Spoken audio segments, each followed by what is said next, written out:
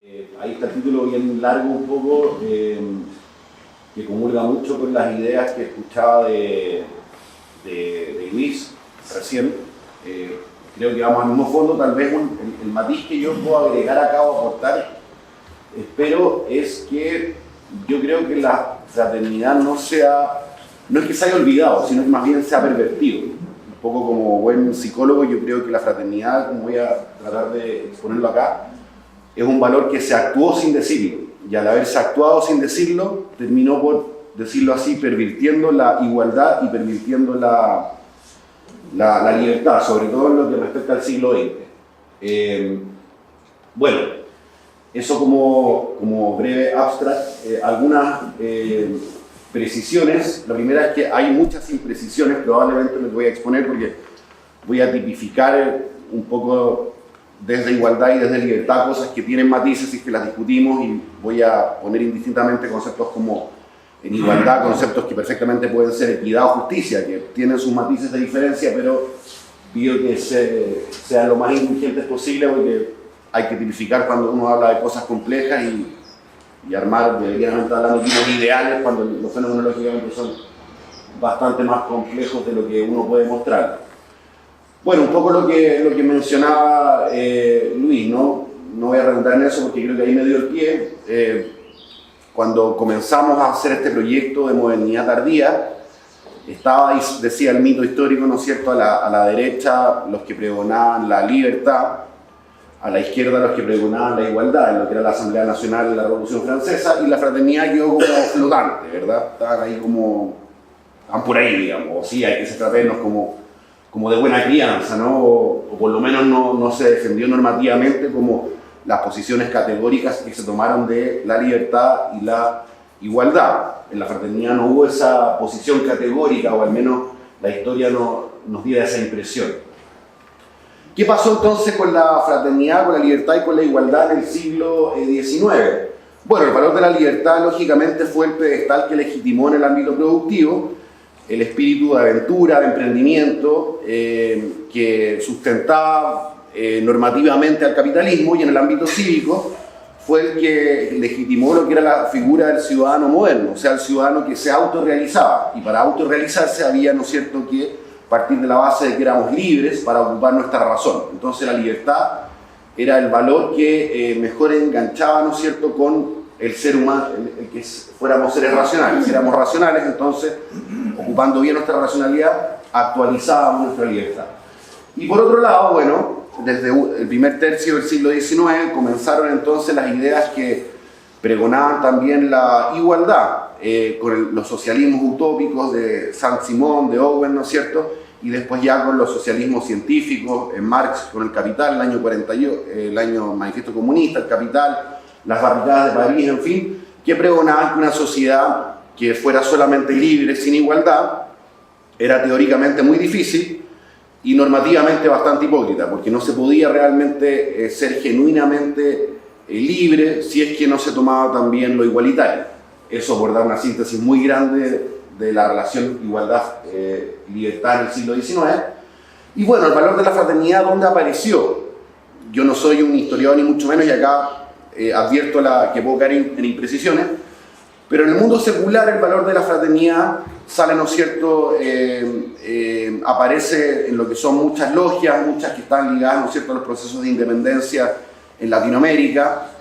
Sale ahí, ¿no es cierto?, lo que es el valor de la fraternidad, y en el contexto eclesiástico el hito fue el año 1891, la doctrina, la encíclica Rerum Novarum, en donde, si lo leemos desde la perspectiva de lo que sale acá, estamos, el Papa León XIII sí, trata de advertir de las consecuencias de una sociedad en la que solo se pregone la igualdad o solo se pregone la libertad. Pero a esta encíclica no le va bien, porque desde los visionarios del proyecto igualitario ven la doctrina social de la Iglesia como como una especie como de ablandamiento de lo que es la clase obrera, que le impedía, ¿no es cierto?, llegar a lo que era la dictadura del proletariado y tomarse entonces los medios de producción. O sea, ablandaba un poco al obrero que estaba oprimido por esta desigualdad. Y desde el lado de la libertad todo lo que era el positivismo, sobre todo spenceriano, darwinista, veía esta cosa de la fraternidad como algo incómodo para el genuino progreso. O sea, el que no se la puede, que se quede, el que no se puede subir al carril del progreso, no se puede subir, ¿no? ¿Sí? Entonces, para ambas visiones esto de ser fraternos era incómodo. En una ablandaba los intentos de revolución, en otra impedía el genuino progreso, en la cual el que no se la puede se queda ahí, ¿sí? Ya en el siglo XX, bueno, vemos claramente una polarización entre igualdad y libertad en los dos grandes polos de la Guerra Fría. Incluso en la Declaración Universal de Derechos Humanos del año 48, y a propósito de lo que decía Luis, había ya una cosa sintomática de tomar la fraternidad, pero no ser tan claro en ella. El artículo primero de la Declaración dice: los seres humanos somos libres e iguales, y por nuestra capacidad de razón y conciencia debemos comportarnos fraternalmente.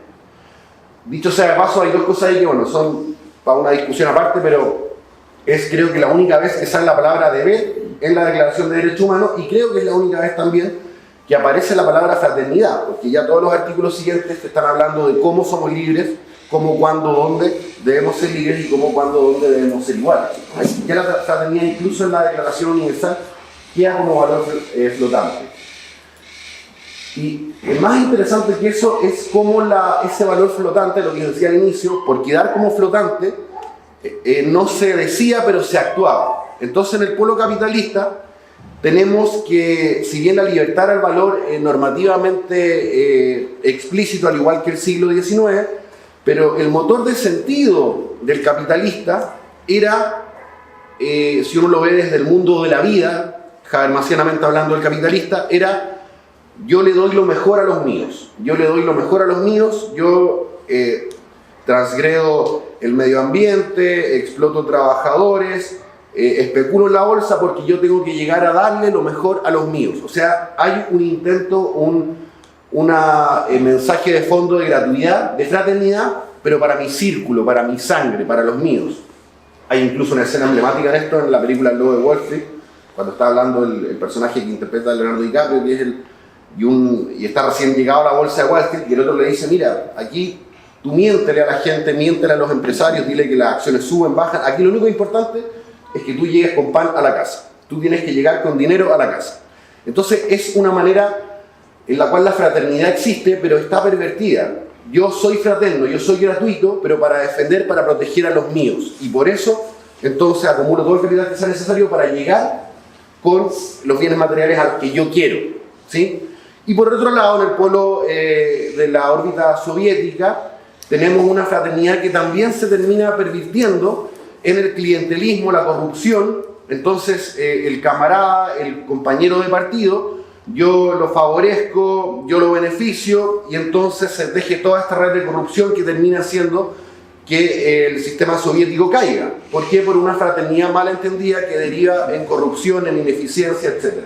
Entonces la fraternidad va existiendo, pero existe como valor inconsciente que termina carcomiendo los proyectos de libertad y los proyectos de igualdad. Ya después de la posguerra hasta el día, vemos que hay iniciativas de libertad, pero que terminan por pregonar una sociedad individualista o nihilista. Muchas veces cuando la agenda valórica en temas como aborto libre, en fin, se toma solamente desde la libertad, terminan sin quererlo, como consecuencia no deseada, hablando desde Keynes, pregonando a lo mejor sin quererlo, pero un cierto individualismo, como mi cuerpo para yo consumir la droga que quiera o para yo hacer lo que quiera con él, digamos, y entonces hay un devenir que corre el riesgo de ser nihilista de la sociedad. Y en las iniciativas de igualdad, bueno, muchas veces hay un desmedro a la creatividad, al emprendimiento por pregonar lo colectivo. Tampoco es una consecuencia deseada, no es que no se quiera pregonar la creatividad o el emprendimiento, pero termina a veces en función de lo colectivo desmereciéndose ese ámbito. Entonces, ahí yo conecto con la idea de Luis, ¿para qué somos libres? ¿Para qué somos iguales? Nos falta esa pregunta. Somos libres para advertir las infinitas posibilidades que tenemos como seres humanos, pero esas posibilidades no las advertimos si no es con el otro. Yo conozco quién soy, yo conozco la realidad cuando conozco la realidad social. porque la realidad es realidad social. Yo conozco quién soy cuando conozco al otro, cuando entiendo cómo es el otro, cuando entiendo lo que es distinto a mí, eso me da más posibilidades, y al darme más posibilidades me hace más libre. Y somos iguales al entender que cuando hay un otro que está vivo igual que yo, ese otro está en la existencia igual que yo, sufriendo la misma angustia que sufro yo de que algún día voy a dejar esta existencia, y que además nací sin haber pedido nacer, digamos, ¿sí? Hay un poco cuando habla Sartre de que el otro es el infierno, o Hobbes, el hombre es un lobo para el hombre. Sí, el hombre es un lobo para el hombre, pero cuando el otro entiende que yo soy un lobo para él, incluso en ese nihilismo más acérrimo, el único que entiende que yo soy un lobo para el otro es el otro. Entonces, el único que me puede acompañar paradojalmente en que es un peligro para mí es el otro. Y entonces, incluso desde ese nihilismo más acérrimo, yo puedo decir, el otro solamente entiende lo malo o bueno que puedo ser yo. O sea, no hay nadie más que el otro ser humano que entienda la angustia que yo siento frente a los demás seres humanos. Entonces, inevitablemente, eso nos invita a acompañarnos, ¿sí? Acompañarnos. Nos necesitamos como seres humanos para acompañarnos. Nadie más que otro ser humano entiende lo que es ser humano, ¿sí? Y por lo tanto, nadie más que el otro puede acompañarme en esta aventura a veces bonita, a veces muy angustiante de ser humano. Y si nos necesitamos, entonces tenemos que ser solidarios, tenemos que ser fraternos, ¿sí? Acá estoy tratando de salvar un poco la fraternidad desde un punto de vista secular, incluso desde el punto de vista de interpelarla al, como digo, nihilismo más acérrimo. Si no hay Dios, ¿debemos ser hermanos? Sí, porque si no hay Dios, nadie más que otro ser humano es el que entiende que yo sea ser humano, por más que no haya Dios. Nadie más que el otro entiende lo que es estar acá sin haberlo pedido y tener que irme de acá sin pedir también morir. Entonces, desde la red de protección social, acá bien cortito, y eso lo pueden leer porque me queda poquito, ¿cómo concretizamos esto preguntándonos desde la política pública cómo ser solidarios?